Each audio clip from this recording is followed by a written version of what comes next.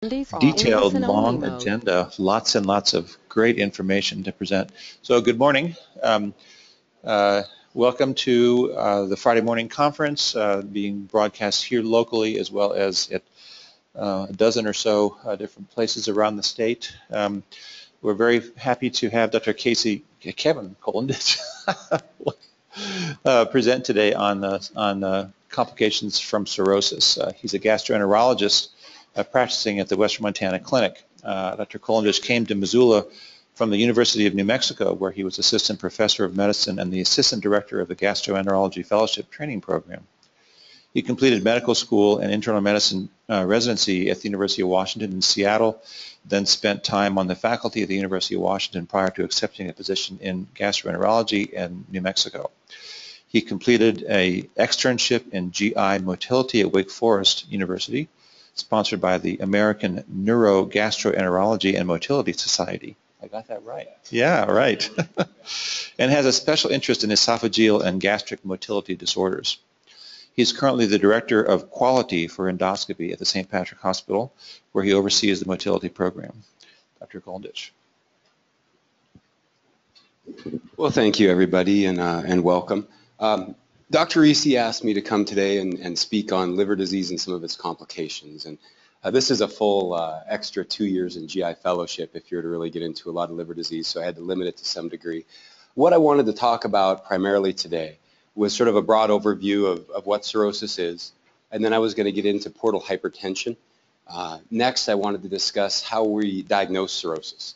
And once you have a firm diagnosis, I wanted to get into some of its major complications. Today I'm going to discuss management of ascites and lower extremity edema.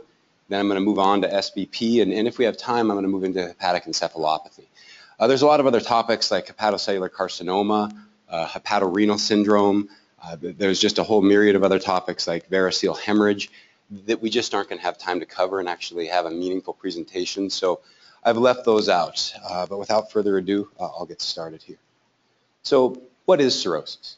Cirrhosis is basically a late stage of progressive hepatic fibrosis, which is characterized by collagen deposition in the liver and formation of regenerative nodules, which distort the architecture of the liver.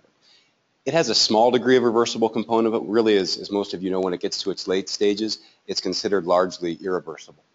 So if you look at these two images here, you've got a normal liver on the left, and you can see that it looks almost like a beefy steak. It's very pliable. The architecture is not distorted. This is a normal, healthy appearing liver. When you get cirrhosis, if you look at the lower third of that liver, you can see a band of collagen deposition. And you can get both micro and macronodular irregularity of the liver. And you can actually see the macronodular cirrhosis and the little nodules on the liver. You can also see where the liver edge, rather than being smooth, is irregular. And that's something that we can see on our imaging. And you can just see the degree of architectural distortion which is present when a patient has advanced cirrhosis, and that's important for a lot of different implications. On a histologic level, there's also significant change. The portal triads, which I think about frequently, and I know Dr. Stone does as well, but maybe a lot of folks haven't thought about for a while. If you look at these little areas of blue that I can't really reach, you don't have a pointer here, but those are the portal triads. Does this have a pointer on it right here? It does. Here, thank you. So this is the portal triads. These are the arterial, the vein, and then you also have the biliary system which runs through here, and then blood moves through to these central veins. And this is in a normal healthy liver, and in between are these hepatic sinusoids, the hepatocytes that basically do the work of the liver. In cirrhosis, you've got these triads which are still present, but they have bridging fibrosis, and you can see this collagen band extending between these triads. That's the bridging fibrosis, and it forms these nodules. And again, this is the micronodular. You can see the macronodular changes earlier. These are the micronodular changes of cirrhosis. So why is this important? Cirrhosis accounts for over 25,000 deaths annually and almost 400,000 admissions to hospitals in the United States alone. It's the 9th leading cause of death in our country, and it's the final common pathway of a lot of different conditions, whether it's viral hepatitis, hepatitis B, which we often see in our immigrant population, hepatitis C, which is extremely prevalent, alcohol combined with either of these viral hepatitis, autoimmune hepatitis. The one that's really on the rise, all these other ones are going down. The one that's really on the rise is non-alcoholic fatty liver disease. A lot of you have probably heard of cryptogenic cirrhosis. We now know that the vast majority of cryptogenic cirrhosis was actually non-alcoholic fatty liver disease. And so that's just part of the metabolic syndrome, and that's going to be the one that's going to be on the rise as these others become much more eminently treatable. So today what I'm going to focus on is what causes the morbidity and mortality in liver disease. It's typically the complications of cirrhosis when it becomes decompensated. So I'm going to talk a little bit about portal hypertension next, and then what I'm going to get into is how to manage some of these complications. So the natural history of liver disease, usually you have to have chronic liver disease for some deal of time. Usually you don't get cirrhosis from one big hit, like one Tylenol overdose. If someone recovers, their liver typically recovers. It's a situation where you usually have to have a chronic condition like chronic autoimmune hepatitis for many years, chronic viral hepatitis, ongoing alcohol use. So patients typically have a state where they do not have cirrhosis and have a chronic underlying liver disease for some time.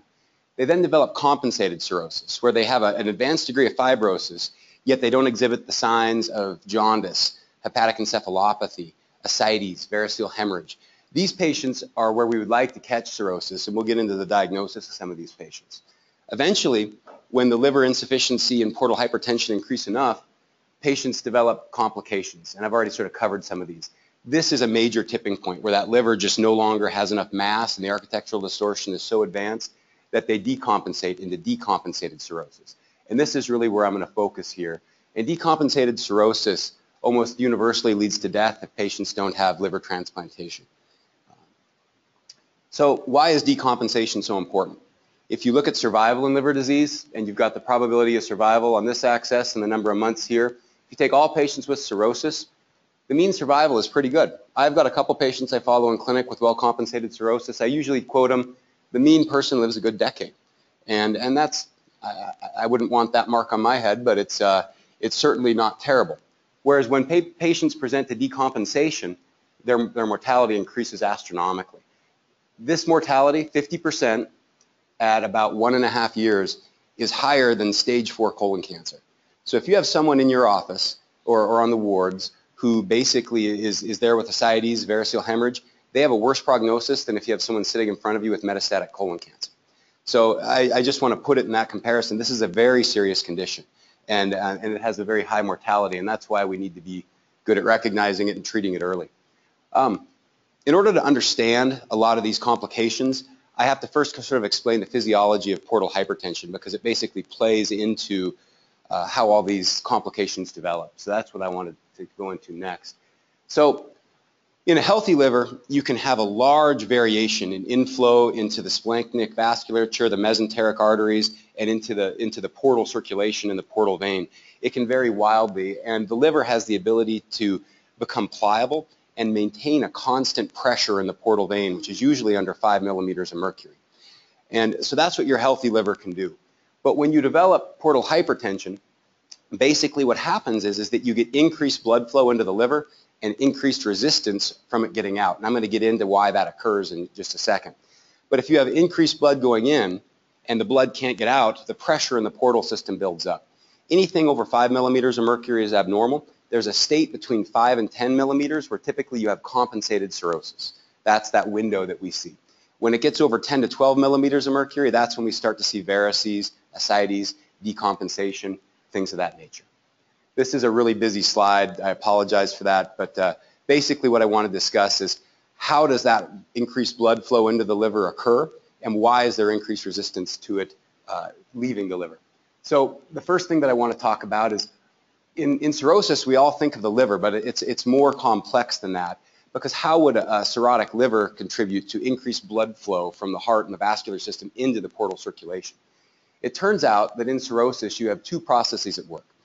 Peripherally, there's an excess of nitric oxide that occurs when you get cirrhosis. Nitric oxide is a vasodilator, so it lowers peripheral vascular resistance. When you lower peripheral vascular resistance, you have increased blood flow. There's also an increased cardiac output which accompanies cirrhosis. So when you combine decreased peripheral vascular resistance with increased cardiac output, which occurs in cirrhosis, you get increased blood flow throughout the body, but specifically into the mesenteric and splanchnic vasculature. Now, the reason blood tends to pool in that area is that in addition to this increased blood flow that's going throughout the body, the blood tends to pool in that area because it can't get out. and that's from the second process, which contributes to portal hypertension. This increase in resistance is from two different processes. One is fixed, and the other is dynamic. The fixed one is the one that we all think of when we think of cirrhosis. It's collagen deposition. It's this micro and maculonodular changes in cirrhosis. So it's just simply that the liver is distorted. You don't have that nice, beefy, steak-looking liver. You've got that other liver that is just awful. But there's also a dynamic component. There are cells called stellate cells, which sit right at the start of hepatic sinusoids, and those are the gatekeepers to blood flow through the liver. It turns out that endothelial cells in the liver make nitric oxide, and while there's an excess of nitric oxide in most of the body, there's a decrease locally in the liver. Because there's a decrease in nitric oxide in the liver, because so much of it has been compromised, basically what happens is these stellate cells contract. And so there's actually an increase in resistance because these stellate cells cause a dynamic change, or they contract. In addition to these fixed changes, it causes a reversible change. If you're to infuse these patients with nitric oxide in the hepatic bed, resistance falls. So that isn't something that we can do clinically, but that's something that they can do experimentally.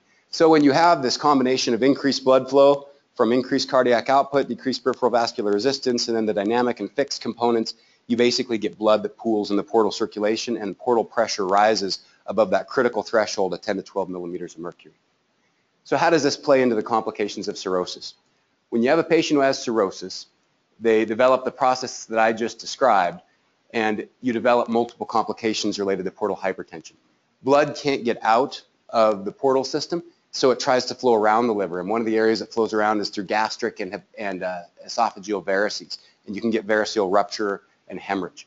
Patients develop ascites, and I'm going to get into how they develop ascites in a lot more detail. Blood flows around the liver, so nitrogenous wastes aren't filtered out. It's a little more complex than that, and I'm going to get into that pathophysiology as well, but they develop hepatic encephalopathy.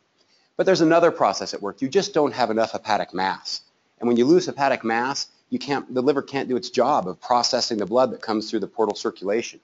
So you develop encephalopathy. You can't process bilirubin, so you develop jaundice. And of course, patients that have ascites can also go on to get SBP, hepatorenal syndrome, other processes such as that. So before we can get into treating cirrhosis, we have to properly diagnose and recognize it. And I just want to go into briefly some physical exam, lab, and imaging findings that can help you do that. So the diagnosis of cirrhosis, classically, if you really want to make it as a histologic diagnosis, we almost biopsy, we biopsy very few people, however, because based on clinical grounds, imaging labs, history, we can make this diagnosis without a biopsy. So in whom should we suspect it? On physical exam, when you're looking, you'll often see what's called a caput medusa. You can see these vessels on the side of the abdominal wall. Classically, they surround the umbilicus, but really we see them most often on the side here. If you see this in somebody that's got a protuberant abdomen, that is indicative of portal hypertension and cirrhosis. Patients will have ascites. It was really obvious in that last picture, but you can see that this belly is just full of fluid. This guy's got the hallmark where you see somebody who's actually showed shut some paracentesis sites. I can tell you that typically you shouldn't be sewing these shut. A pressure dressing will be much more effective, and I've never had a patient who has had a leaking site not respond to a simple 24-hour pressure dressing, so you don't need to call a surgeon to sew these shut. But you can see also that caput medusa right here on the side as well. So there's a couple features that you're seeing in this picture. Asterixis, patients who have cirrhosis get hepatic encephalopathy, and if you have them put their hands out and pull back, they get a flap that develops. They just can't hold still. And so they develop asterixis as well in its advanced stages. Gynecomastia, the liver helps balance estrogen with testosterone, and patients who get cirrhosis get a decrease in their estrogen levels, which leads to a tipping of the teeter-totter towards estrogen, and so they develop gynecomastia, and so that's often obvious in our patients. The liver is enlarged in its early stages, and it can be small as it gets advanced fibrosis. So on imaging, you're going to see hepatomegaly or a small liver, jaundice, which is obvious, pulmonary erythema, especially in your alcoholics, sclerolicterus, just part of jaundice, vascular spiders, which often occur on the back and on the chest, splenomegaly from portal hypertension, and testicular atrophy, which thankfully I don't have a picture of. when you're looking at labs, a couple things can be helpful. Now, when you have someone in the ICU, this is much harder. People are often have a low albumin level, things like that. But when you're seeing someone in clinic in the ER, they're relatively at their baseline. If someone has an albumin of less than 3.8, they're just not making enough albumin. They don't have enough hepatic mass to do it. They get a prolonged INR. If they're not on antibiotics, which are confounding because it can deplete vitamin K in the gut, an INR of greater than 1.3 is very suggestive. A high bilirubin, although this can be falsely elevated in Gilbert's syndrome and other things. If it's over 1.5, you have to think about it. And finally, this is actually my favorite lab test. The first thing I look at when someone tells me is there cirrhosis or not is I look at the platelet count. A platelet count less than 175 is suggestive. Anything less than 150, it certainly is consistent, especially if there's no other explanation. Less than 100, it's almost diagnostic. So I follow this, and it also gives me the severity of the portal hypertension as well. When we're screening for varices and things of that nature, the lower the platelet count, the more often we do screening. And that's just because it's so indicative of portal hypertension. Another really useful thing is if you have somebody with chronic liver disease and you wonder if they've tipped that border, obviously in alcohol you get an increased AST to ALT ratio, but in all cirrhosis in its early stages, the AST to ALT ratio is elevated. AST is higher than ALT. As it gets very advanced, and it's obvious when people get advanced liver disease, the ALT ratio tends to shift, and it tends to be higher ALT. But when you're looking at those patients that you're really trying to decide if they have cirrhosis or not, in the early stages, this AST to ALT ratio is high.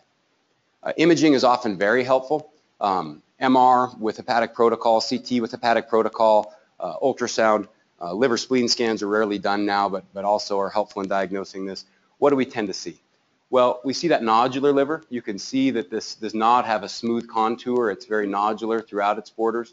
You get splenomegaly, and also you'll see the venous collaterals, and you'll see a prominent portal vein. You can see that with any of these imaging studies, and if you see those things on imaging, they basically have advanced disease. So one thing I want to point out is I've said liver biopsy is not necessary to make this diagnosis. Often we can make it just on physical exam, looking at labs, looking at imaging, and if somebody has hepatic decompensation with varices, encephalopathy, and ascites, we certainly don't need to get a liver biopsy unless we're really at a loss for the etiology. And liver transplant, even when we refer patients for liver transplant, and they need the highest level of evidence, they don't go biopsying everybody either. If they have a disease that can explain it and they can make a diagnosis on clinical grounds, they don't get a liver biopsy except for in special circumstances. So today I'm going to discuss the three main complications of cirrhosis: ascites, SBP, and hepatic encephalopathy. I'm going to start with ascites just because it's one of the first things that we see. And what I want to remind people is that when you see ascites, almost everyone thinks cirrhosis. But you're only right 80% of the time. So if you have someone that walks through the door, all comers that walk through St. Pat's ER with ascites, 80% will be due to cirrhosis. But if we don't do a workup, and I'm going to get into the workup of ascites, we're going to be wrong 1 in 5 times, even in patients who are chronic alcoholics. 10% will be due to peritoneal malignancy. This can be ovarian cancer, pancreatic cancer, other cancers that basically stud the peritoneal lining. It can be due to congestive heart failure. Tuberculosis, which I used to see a lot more in Seattle with our immigrants. And then on dialysis, you also can develop ascites, and, as well as in severe pancreatitis. I can tell you that I've had alcoholics come in who had pancreatic cancer. They didn't have advanced cirrhosis, and they had peritoneal stutting. Everyone assumes it's cirrhosis, but when you do the workup, it turns out that it was malignant stutting. I've seen CHF from alcoholic cardiomyopathy. I've had homeless alcoholics with TB. And so just don't assume it's alcoholic cirrhosis because your patient could suffer just if you make that assumption. And what I want to point out on this column here is that this is a serious condition, no matter what the cause. The survival for alcoholic or cirrhosis-induced ascites is 50% at a year and a half. It's even worse for malignancy. For CHF, it's also severe. A bad heart, 50% of folks aren't around in 2 years. TB, they do well because that's very treatable now. Dialysis patients don't do well. If people are on dialysis and start developing ascites, this is a poor prognostic marker. And in pancreatitis, because we usually get people through the acute process, people do fairly well as well. So this is just a reminder that the majority is due to cirrhosis, but we need to do that workup because you have these other causes. And I also want to remind you that the three main causes, which I'm going to get into, are cirrhosis, peritoneal malignancy, and heart failure. Because differentiating those three things is very, very simple. And it's something that anybody can do within the first 12 hours of admission. So how do we get from cirrhosis to the development of ascites? Well, it really kind of follows a lot of what we saw with the portal hypertension story. Basically, you have hepatic venous outflow being blocked from the fixed and dynamic components of cirrhosis, the nodularity, the stellate cells contracting. You have increase in sinusoidal pressure across the liver, and it basically gets above 10 to 12, and this helps develop ascites, but it's not the entire picture. You also get that decrease in peripheral vascular arterial resistance, which leads to increased blood flow. You get decreased effective arterial blood volume. Why is that? It's because the blood tends to pool in the splanchnic vasculature, so you have decreased blood in the arterial side. This leads to activation of the renin-angiotensin-aldosterone system. What does that do? Causes water and sodium retention. And when you get the water and sodium retention, that's where you get the volume overload. You already have these changes where the blood is pooling in the portal vein and can't get out, and this is what leads to leakage and ascites. So folks who have ascites, and I've kind of harped on this, have a poor prognosis. Those who have ascites secondary to cirrhosis, as I've mentioned several times, 50% die at 1.6 years. And if patients are refractory to medical therapy, in other words, if you can't get this ascites to completely go away with diuretics, low salt diet, alcohol cessation, these patients actually have a 50% survival at 6 months. And so that is a dismal prognosis. And that's why if you have someone with truly refractory ascites, they need to be at a transplant center. So if you see someone with ascites, it should trigger you to get a MELD score, calculate the child's class, and we send these people for liver transplant evaluation just because they have such advanced disease. So when should I suspect ascites on physical exam? You got to look at history. They should have underlying chronic liver disease. They may tell you they have increasing abdominal girth. They may have other stigmata of cirrhosis that are starting to show up, the other complications. And then on physical exam, they get bulging flanks, shifting dullness, they get a fluid wave. One thing to keep in mind is that obesity can masquerade as ascites. Some people, you can look at them and you can't tell whether it's truncal obesity, especially in men, or whether they have ascites. Imaging or physical exam can really help sort that out. One thing that's a little bit frustrating is when they took a series of expert physical examiners and they tried to see if they could predict whether patients that were sort of borderline had ascites or not, they were only right 58% of the time. And that's not great, especially when you look at people that are experienced physical exam folks. And so what helped us, though? Well, the most sensitive test was flank dullness. So what you do is you have your patient lay flat in the bed, and you have them roll up onto one side or the other, and you percuss the left lower area of their back. And then you have them shift, and fluid follows gravity. And if the dullness goes away when they're up, and it returns when that side is down, that's called shifting dullness. And that can help you diagnose ascites on physical exam. A fluid wave is the most specific, so that's the most sensitive. A fluid wave is the most specific. That's where you have a patient lay on the bed. You have a nurse or one of the residents put their arm over the umbilicus, kind of up the midline, and you tap one side and your hand is on the other, and you try to see if the fluid wave is transduced through the abdomen. If you tap one side and you feel the fluid wave hit your hand on the other, then you have a positive fluid wave sign, and that's the most specific test. Now, for these two things to work, you need about 1.5 liters of fluid in the abdomen. If you order a simple ultrasound, we have excellent radiologists here in our group. They'll pick up to 100 milliliters. So if there's any question, just order an ultrasound. If you're in the ER, these other tests are worth doing, but imaging is your friend in this situation. So when should I be getting a diagnostic paracentesis? And this is actually one of the main points I wanted to bring home today. A diagnostic paracentesis is critical to the proper management of patients with liver disease and ascites. Anyone with new onset ascites should get a diagnostic paracentesis. Now, this isn't the large volume where you're taking out 6 to 8 liters. You only have to remove 30 to 50 milliliters of fluid. But when someone has new onset ascites, it's important to see, is this from CHF? Is this from cirrhosis? Is this from TB? Is this from heart disease? And so anyone that has new onset ascites warrants a TAP. Anytime someone with overt ascites is admitted to the hospital, they should get a TAP. Why is GI, when we're consulted, so insistent that this occur? There's been 2 studies that look into the number of patients who have SBP or infection when they come into the hospital. The initial study showed that 27% of patients with overt ascites when they're admitted to the hospital have SBP. A follow-up study showed it was 10%. Whether it's 10 or 20% or 30%, excuse me, 10 or 27, it's a huge proportion of patients. Patients that are admitted with variceal hemorrhage, it's often triggered by SBP. Hepatic encephalopathy, it's triggered by SBP. Any reason for admission. So if you have someone with ascites, getting this test done is critical to managing them properly.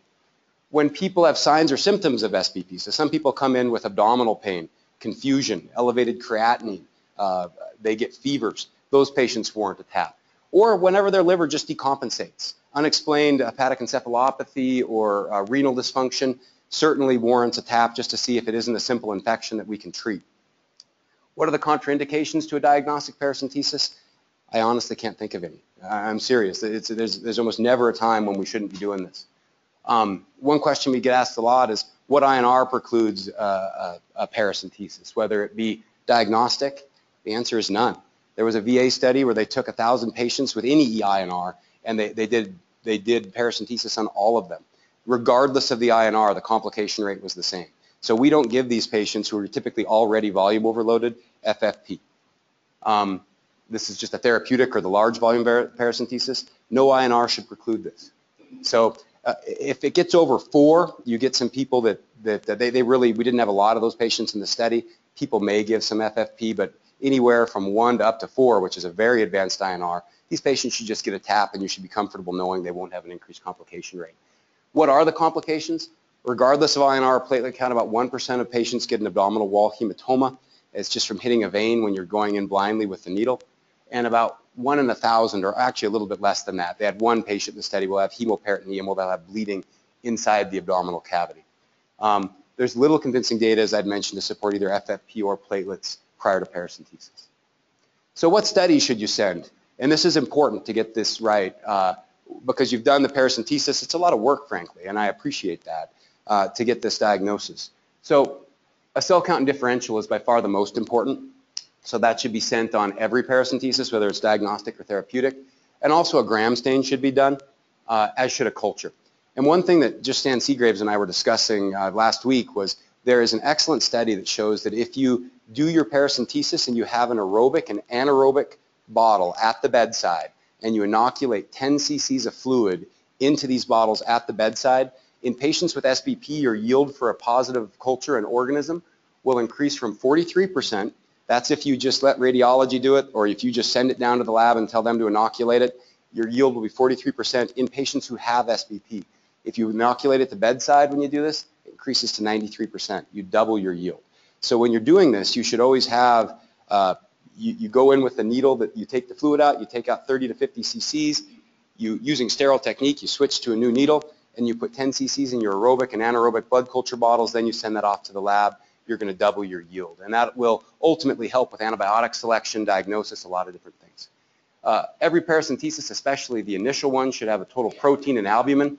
This helps you differentiate what causes the ascites, and I'm going to get into that in the coming slides.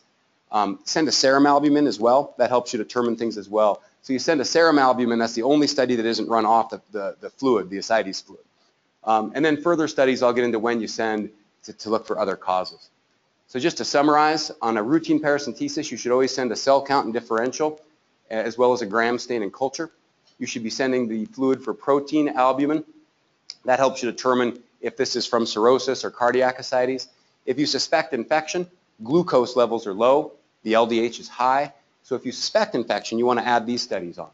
If you suspect that it's pancreatitis, add on amylase. It'll be sky high. It's obvious. And then if you suspect this is malignant, if you have a woman who you think may have ovarian cancer or somebody who's got a liver lesion and you think this might be hepatocellular carcinoma, send cytology. And when you do cytology, you send all the fluid down. Because what your pathologist is going to do is they're going to spin all the fluid in a centrifuge. This is going to make a cell block, and they look at the cell block and look for atypical cells. So they love to get 4 or 5 liters of fluid. I send them everything, and then I just let them deal with it. And they usually thank us for that, believe it or not. It's a little cumbersome to get 5 liters of fluid down sometimes, but we do it. So why is it so important to send the serum and the acidic fluid albumin? There's something that all of you probably use clinically, and I just want to do a refresher on it, called the SAG, which is the serum to ascites albumin gradient. And basically it's calculated by taking the serum albumin and subtracting the acidic fluid albumin level, and you get a number. And basically that number is used to determine whether portal hypertension is present or absent. If that number is greater than 1.1, it's indicative of ascites due to portal hypertension. If it's less than 1.1, it's indicative of ascites that's not due to portal hypertension. So let's look at the conditions that separate these two. The way I think about it is portal hypertension is when there's something wrong with the liver or the vascular system that helps drain the liver. One of those two things. So a high SAG, cirrhosis, obviously something wrong with flow through the liver. Alcoholic hepatitis, all the inflammation. Cardiac ascites, people who have CHF get distension of the right heart. When they get right heart failure, blood backs up. When there's blood backed up, blood can't flow through the liver because there's such high resistance in the hepatic veins, inferior vena cava. So in cardiac ascites, blood is backing up and you get a high SAG. A lot of hepatic metastases, it just distorts the architecture. Things can't get through there. So when there's something wrong with the vessels or the liver, that's when you get a high SAG. Things that don't involve the liver, like peritoneal studding, peritoneal TB, pancreatitis, nephrotic syndrome. I had a young guy that drove up from California after getting a cholecystectomy, and he had new onset ascites and had been treated through several ERs on the way up to Missoula, and came in here, and our ER physicians did a tap, and it was full of bile. He had bilious ascites, and the SAG was very low, and the fluid was green. So there's a lot of different causes, and you can differentiate a lot of them, or at least start with the SAG. So let's look at our three common causes of ascites. Cirrhosis, congestive heart failure, and malignancy account for 94% of ascites. So it's important to be able to differentiate those three, and you can do it based upon the protein and the albumin level. In cardiac and cirrhotic ascites, you have a high SAG. In peritoneal malignancy, you have a low SAG. So already the SAG can make you start thinking, boy, this is something like cancer. But how do you differentiate the cardiac ascites from cirrhosis? It turns out that's where the protein is very helpful. The protein is very low in cirrhotic ascites, which is one reason why cirrhosis leads to SBP, because they don't have complement in the acidic fluid, and so they get infections and overgrowth. In cardiac ascites, the protein is very high. So a high SAG, high protein, think heart. High SAG, low protein, think liver. Low SAG, high protein, think malignancy. Helps you with 94%. That's not too bad. So how do we treat ascites? And I'm really talking about, again, I'm going back to ascites due to cirrhosis. I want to make that clear. Chylous ascites, ascites due to nephrotic syndrome, those are treated differently. But I'm focusing today on how you treat ascites that's secondary to cirrhosis. So there's three mainstays. Abstinence from alcohol. In a large percentage of patients, if you simply abstain from alcohol, the ascites will resolve. There's a lot of acute inflammation that goes on with ongoing drinking in addition to the fixed fibrosis. If they quit drinking, then the liver is no longer inflamed, and often it'll lower portal pressures, blood will flow through. So alcohol cessation is key. Sodium restriction. Patients hate this one, but it's by far the most effective. Having them eat less than 2 grams of sodium a day, which is 88 millimoles of sodium, is extremely important, because remember that renin, angiotensin, aldosterone system is activated. They're retaining sodium, and whenever you retain sodium, water follows. And then people get edematous, they get lower extremity edema, ascites. So restricting this, and I usually do a nutrition consult, because frankly, to have them sit down with a nutritionist, especially if their significant other is there who they eat with, it's extremely helpful, because a lot of people think, well, I just don't add salt to anything, but I eat canned food, I eat TV dinners, I eat a lot of things, and so getting them to a nutritionist is very helpful. And then in most patients, we should initiate diuretics, and typically we start with the classic ratio of spironolactone 100 milligrams, Lasix 40.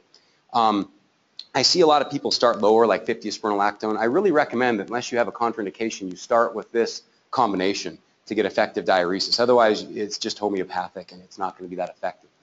One thing I want to point out is that you can go up pretty significantly on these doses of diuretics.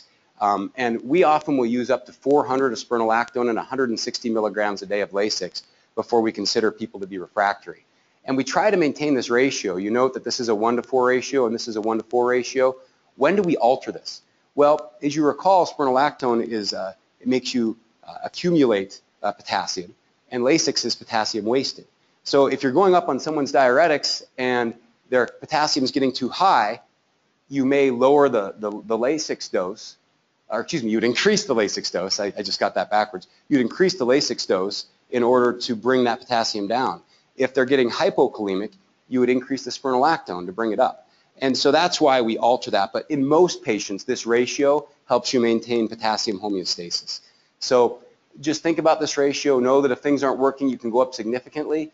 We often get patients on massive doses. So if you have someone on 140 and they have ascites, It may not be that they're truly refractory. They may have poor compliance, or maybe their diuretics just aren't high enough. And I'm going to get into a little further management on this next slide. So why don't we just do spironolactone alone? I've already talked about the potassium issue. It turns out that this takes up to 2 weeks to work, and people get hyperkalemic. So often patients are uncomfortable when they come in, and no one's going to accept 2 to 3 weeks to start working. Spironolactone is the main workhorse. It takes too long to work. Lasix, while it works more quickly, is not as effective as spironolactone. So we use them both because, number one, it balances potassium, and number two, they're synergistic and they're more effective together, and they work more quickly together. After you start these diuretics, when can you adjust the dose? That's another common question I get. You don't want to go up every day if they're not responding. What you want to get is daily weights. And they can do this at home. They can do this in the hospital. It's extremely helpful because if you're effectively diuresing somebody, they lose about 1 pound a day or a ½ kilogram. And so if they're on that trajectory, you're doing the right thing. You can increase this every 3 to 5 days. In my practice, I usually do 5 to 7 as an outpatient. I'll have patients call me every week. We follow their daily weights over the last week, and then we'll adjust their diuretics once a week. I just find that to be more practical for me. Plus, I'm in clinic on Wednesdays, and so I often just do it there. Also, when should I hold the diuretics? So you've initiated them. If your patient gets encephalopathic, sometimes it's simply addition of the diuretics. Diuretics can do that. You simply need to hold them and start them at a lower dose. If their serum sodium drops below 120 despite fluid restriction, I mentioned earlier that we do salt restriction on everyone. We only do fluid restriction on people that are actually hyponatremic, not everybody. But if they are getting hyponatremic, you need to fluid restrict them. And if their sodium gets too low, you hold this. Or if their creatinine goes above 2, that's also a reason to hold diuretics. So now you're in the common scenario, whether it's usually in the outpatient world where, gosh, should I go up on my diuretics or is my patient just non-compliant with their diet? Which is the two? What's going on? I'm not sure. Should I increase their diuretics or should I send them back to nutrition? If you are taking in less than 2 grams of sodium a day, there's an easy way to tell this, and that's what we recommend to patients. Remember, what goes in should come out. There should be a balance. And so remember, there's 88 millimoles of sodium in 2 grams in a 2-gram diet. So if you do a 24-hour urine and you send it off, you can tell whether your patient is eating too much salt or whether the diuretics are too low. So they take in 88 millimoles per day. You lose 10 millimoles in insensible losses. And the way I typically explain it to folks is you sweat. Sweat has salt in it. You lose 10 millimoles, so that leaves 78 unaccounted for. If someone's taking in less than 2 grams a day and you get a 24-hour urine sodium, they have less than 78 millimoles of sodium in their 24-hour urine collection. That means increase the diuretics. This is a good compliant patient. If it's higher than 78, they're just eating too much salt, and then you work on that aspect of it rather than increasing their diuretics. And that can prevent a lot of complications that come on with diuretics. Dietary therapy has almost no downside, whereas of course diuretics can have many. So 90% of patients you can control with diet, alcohol abstinence, diuretics. There's 10% that you can't. This TIPS is one option for some of these patients. This talk does not get into that. It's just a little beyond. I had to take that out as well. But what I wanted to talk about was paracentesis next, because a lot of these patients require a therapeutic or serial paracentesis. And when we're taking off large volumes of fluid from these refractory patients, when I'm talking about a large volume or what's called a therapeutic paracentesis, that's when we usually take off more than 6 liters. Now, one thing I want to remind you is I see patients going for weekly paracentesis. That should never be the case if they are compliant with their diet. There's 130 millimoles of sodium in 1 liter of fluid. So if you have a patient who gets a 6-liter paracentesis, that's 780 millimoles, that should last 10 days. 6 liters is kind of a small therapeutic paracentesis. We often do 10 to 12 or 14. So these should never be more than every 2 weeks. And your radiologist will thank you because doing these weekly just shouldn't be doing it. It just kind of defies physics. And I just tell patients, you're not compliant. They say, yes, I am. I say, no, you're not. and I'm very confident. I don't send a 24-hour urine sodium on these people because they shouldn't be requiring it that often just because of how much sodium is in 1 liter of fluid. So anyway, that's my thoughts on they should be getting these usually every 2 weeks is very reasonable, and they should be getting anywhere from 6 to 12 liters taken off. So when you get these patients who have non-refractory ascites, they're already decompensated. Their mean survival is 3 years. If you get people with refractory ascites, their mean survival is just a year. So again, that's just worse liver disease is worse. When they're refractory, they have a higher mortality. Something that we talk a lot about is giving albumin with paracentesis, and this is a very important point because it prevents a lot of complications.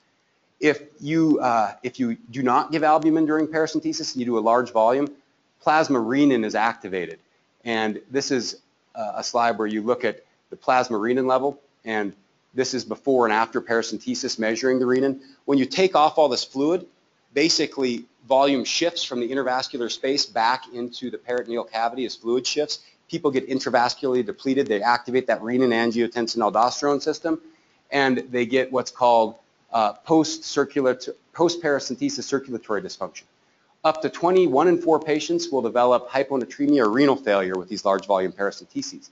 We found that if we give albumin, which helps maintain osmotic, or I may be saying that wrong, oncotic pressure, I think is the right word, inside the vascular space, they don't get this increase in renin, and only 1 or 2% will develop these complications. So if you're doing a large volume paracentesis, you should be giving albumin. How much should I be giving, and when should I give it? A large volume paracentesis, the albumin only needs to be given when you take off over 6 liters, and you give 10 grams of IV albumin per liter removed. So for example, if I'm taking off 8 liters, I basically give 80 grams of IV albumin. I err on the high side. If I'm taking off, I don't know what the radiologist is going to get off, whether it's going to be 6 or 10 liters, I just give 100 grams of albumin. And then when you get to know your patient as you go over time, you'll know how much they require, and you can kind of tailor the amount of albumin. I err on the high side. Why don't we just give albumin to everybody? It's expensive, and so that's one reason not to give it. But it really does help with preventing hyponatremia and renal failure. So that's my end of ascites. I have about 15 more minutes here to discuss SBP and hepatic encephalopathy. SBP is basically translocation of bacteria across the gut. They colonize lymph nodes. They overgrow an acidic fluid. It's a very severe complication of liver disease. The typical symptoms: people get fever, jaundice, abdominal pain, confusion, hypotension. The important thing to remember, and I'm a big proponent of a TAP. Remember, there's no contraindication. There's lots of indications. A lot of these patients don't have any symptoms, and they'll still follow the same clinical course. So make sure you're doing your diagnostic paracentesis. One thing to remember is it's not just SBP. Cirrhotic patients are extremely susceptible to infection. So if you look at all patients in the hospital, only about 8% have infections. If you look at cirrhotics, it's about 1 in 3. And these aren't all SBP, but you need to be doing very aggressive infection surveillance. The worse the liver, the Child's class is categorized as the severity of liver disease. The higher the Child's class, every study shows an increasing risk for infection. So the worse the liver disease, the more infections they get. The most common infection is SBP, but they also get UTIs, pneumonia, and then if you're doing a cardiac cath, if you're doing banding, which we do, patients can get bacteremic. And so we also get bacteremia as related to this as well. So if you do your standard infectious workup, UA, blood cultures, chest x-ray, and TAP, you're going to pick these up. The blood cultures pick up the bacteremia, the chest x-ray gets pneumonia, your UA gets your UTI, and you just add the TAP, and you'll cover an infectious surveillance for your cirrhotic patients. So what is SBP? How do we diagnose it? So you've done the paracentesis, you've sent off the fluid for cell count and differential. If the PMN count is greater than 250 neutrophils per milliliter, that is indicative of 1 of 2 processes. It's either going to be SBP, which is when you have greater than 250 PMNs, or it's going to be culture negative nutracetic ascites. What is that long word that none of us will remember when we leave here?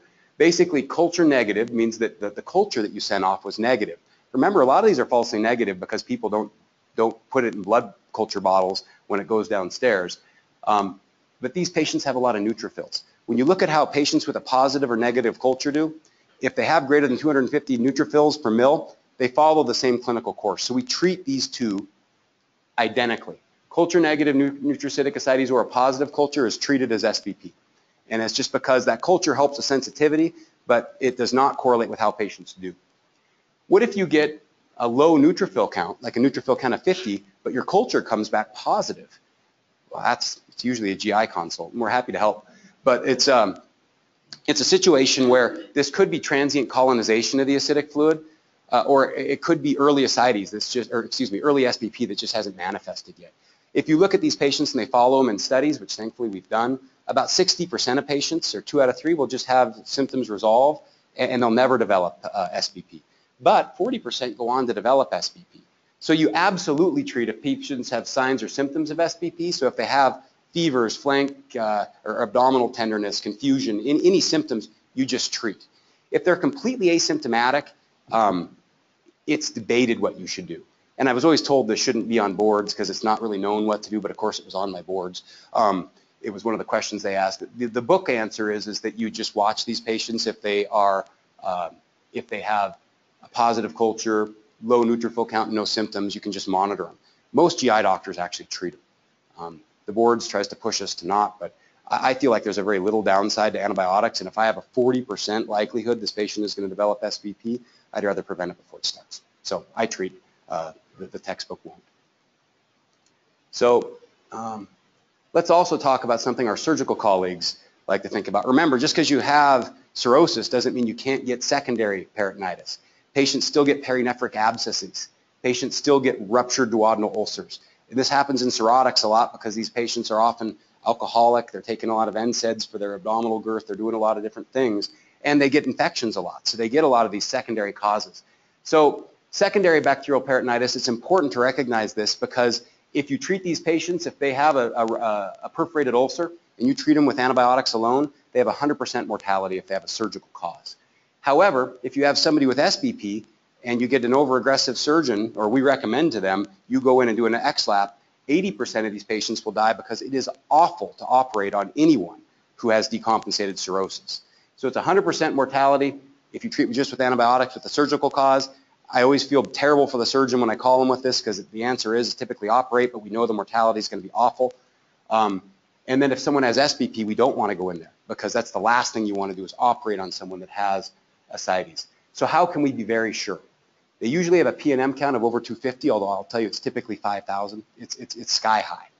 They typically have a polymicrobial culture, not one organism. That's a big differentiating factor.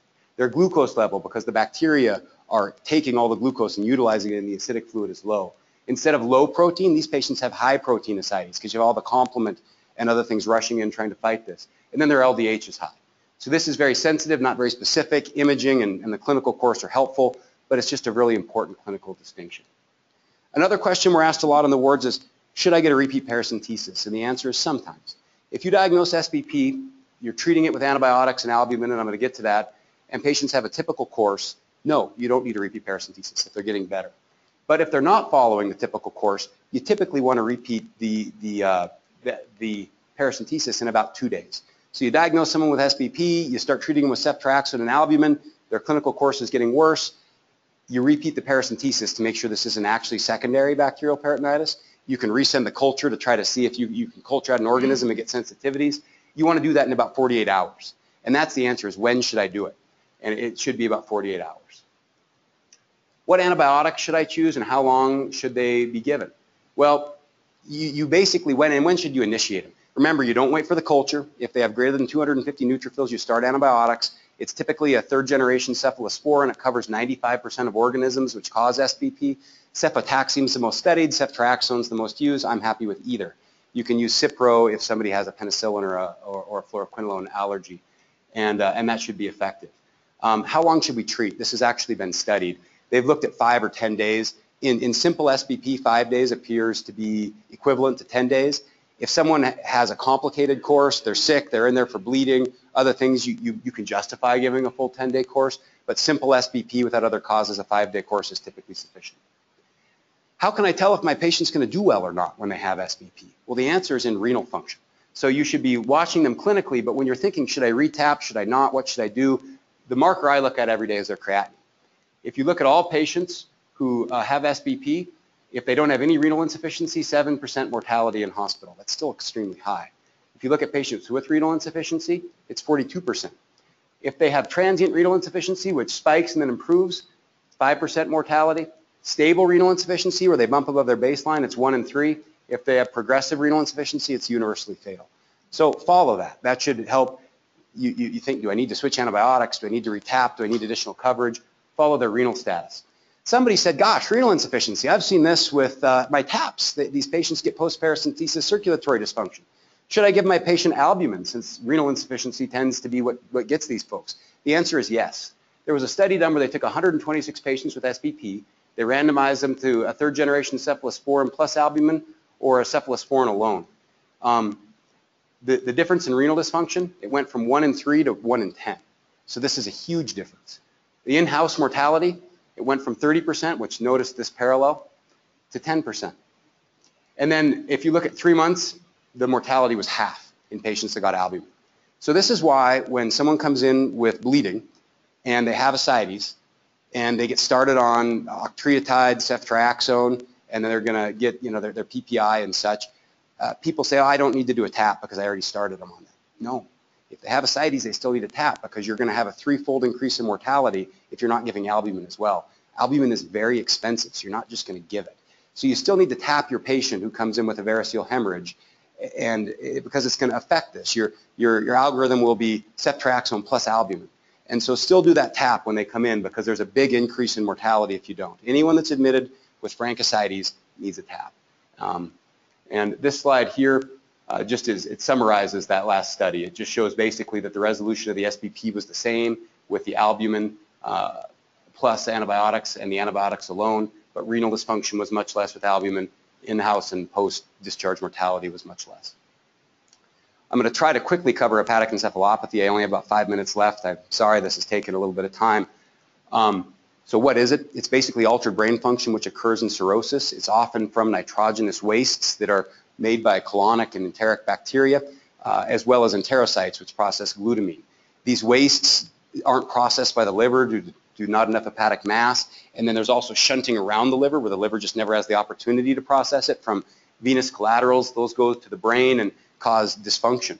There's other processes involved like increased osmolarity in astrocytes, impaired amino acid transfer across the blood-brain barrier, and then also just the GABA. There's an increased tone in your GABA benzodiazepine nervous system. So it's not all just ammonia, but it's a large part of it. There's 3 varieties: acute liver failure, which is basically your Tylenol overdoses. This does not respond to rifaximin and lactulose. That's acute encephalopathy from that. That's type A. Type B is when surgeons have been doing complicated venous bypasses, or someone has a large vascular anomaly, but you have a normal liver. It's just that the liver never gets to process it. Type C is what I'm focusing on, which is cirrhosis, where you have decreased hepatocyte mass and shunting from the collaterals alone. So I'm focusing on type C encephalopathy. This slide just summarizes that there are nitrogenous wastes from bacteria and enterocytes. They aren't processed by this shrunken nodular liver. They may be missing the liver through a TIPS or going around through varices, and then of course they affect all those other processes in the brain. This is one point I really want to make. Ammonia levels, don't send them, please. This is something that when someone I see they send an ammonia or they tell me about an ammonia on a consult, I think they're concerned about cirrhosis. But I pretty much, it goes in here and it comes out the other side. And why is that? It's not because I don't care. It's because there's some really good data that shows that ammonia is not helpful. Ammonia levels are unreliable. They don't correlate with encephalopathy. Ammonia levels have a poor correlation with the diagnosis and the severity of this. Ammonia levels are often influenced more by what's going on outside the liver than in it.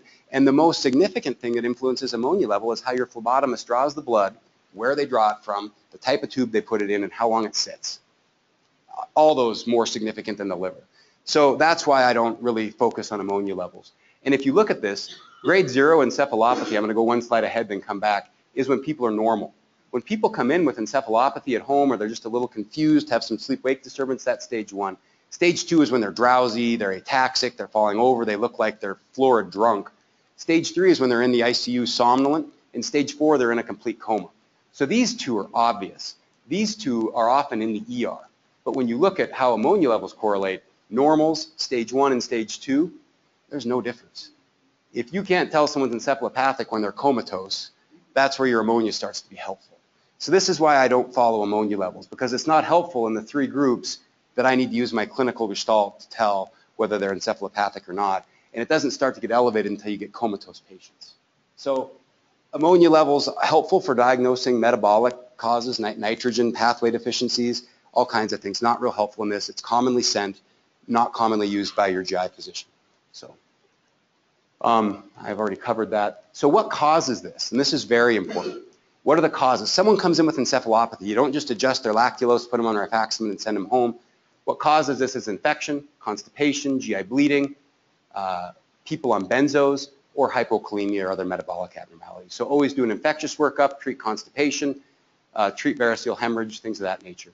I'm almost done here. How do we treat this? We often give lactulose. How does lactulose work? It's a synthetic disaccharide that's not absorbed by your body. It goes to the colon, bacteria process it. They increase the pH of the colon to above 5. This makes you go from ammonia to ammonium, which cannot escape the colon, so it never leaves the colon. You defecate it out, and patients do better. There's no benefit on mortality. Titrate this to 2 to 3 bowel movements per day. If they're not working, you give lactulose enemas, and if you're 2 days in, you can do a trial of rifaximin in addition, and that's how you treat encephalopathy. So, anyway, and this is my challenge to trying to prepare this talk. I'm doing sleep training on this little guy, my son Rhodes, and so this is probably one of the. I'm discovering that this is a lot more work than I ever thought, although I love it. So anyway, thank you, everybody.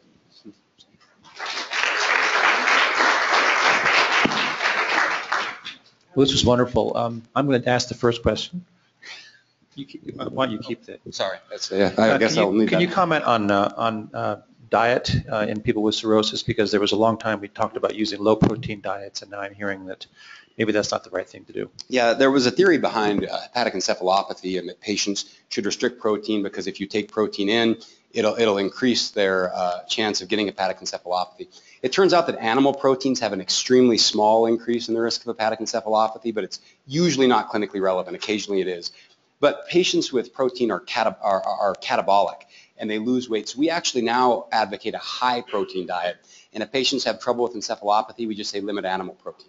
So we want high protein in all of our patients because they're so catabolic. They get these emaciated legs, these big protuberant abdomens, and they do very poorly. Patients actually survive more. It's a mortality difference if they have a high protein diet. So we want high protein.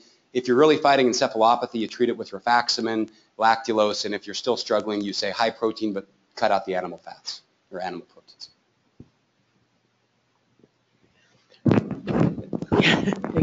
There's some indication that the new hepatitis C medications are efficacious, at least in clearing the virus on stage 3 and 4 people. How do you see that working in terms of decreasing incidence of these complications? Well, if you can get rid of one of the causes of liver disease, it was always hard because ribavirin and interferon and ribavirin, our old treatment for hep C, you couldn't give to decompensated cirrhotics. It was very difficult. The newer meds, we often give it a try. And the reason is that just like when you get rid of alcohol, it decreases portal pressure from getting rid of inflammation. If you clear viral hepatitis, it does the same thing. And so if you can ever clear the cause of liver disease, whether it's treating autoimmune hepatitis, treating viral hepatitis, or treating alcoholic hepatitis, it may be worthwhile to do that because it will decrease the reversible component of inflammation in the liver, which decreases portal hypertension. You've just got to be careful because sometimes when you start treating patients, it can also tip them over into decompensation. So if you're going to do that and someone's advanced, it should be done with the assistance of hepatology. So, but yeah, that is helpful in some patients, but it's done with caution.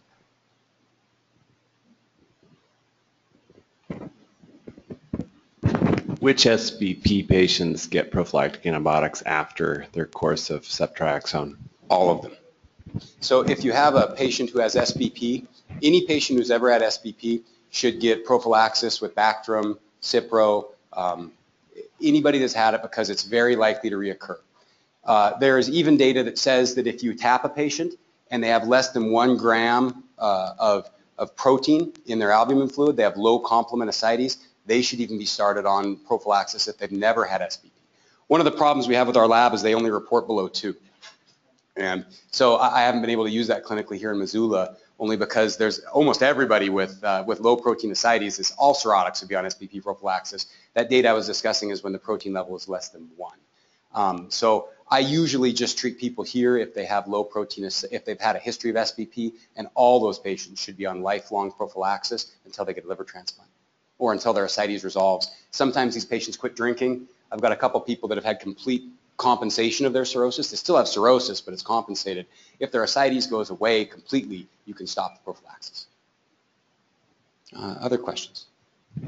This is a kind of personal interest thing because I worked in the correction system for 20 years. And we found that we put them in, they're off of their alcohol, we feed them decent, and they live a long time. Has anybody looked at that particular population?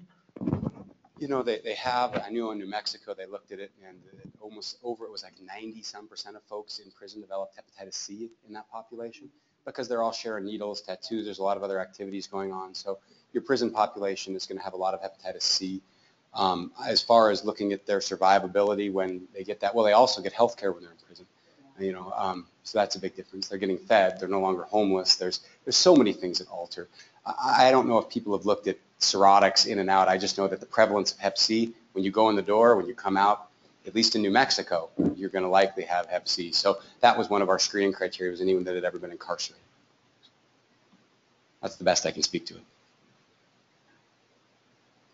Other questions? Thanks, everyone, for your attention. See you next Friday.